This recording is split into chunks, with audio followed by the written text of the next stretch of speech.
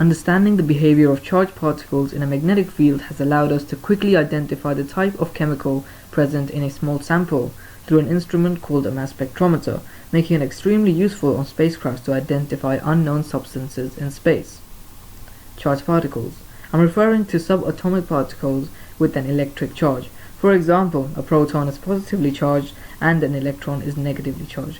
There are many other particles with an electric charge, but for this video I'll be using a proton and an electron as my examples. What is a magnetic field? A magnetic field has field lines, also known as lines of flux, which go from the North Pole to the South Pole. Magnetic flux has units of Webers.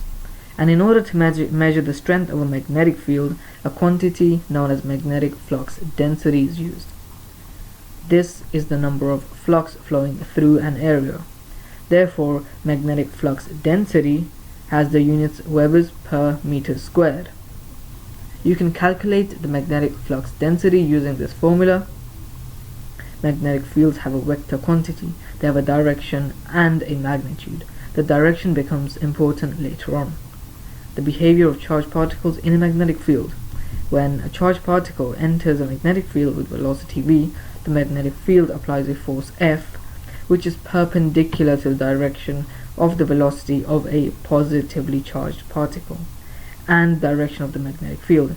Using Fleming's left-hand rule, you can work out the direction of the force, which causes the particle to have a circular path. For a negatively charged particle, the direction of force would be opposite, and the force can be worked out using this formula, which is the magnetic flux density multiplied by the electric charge multiplied by the velocity.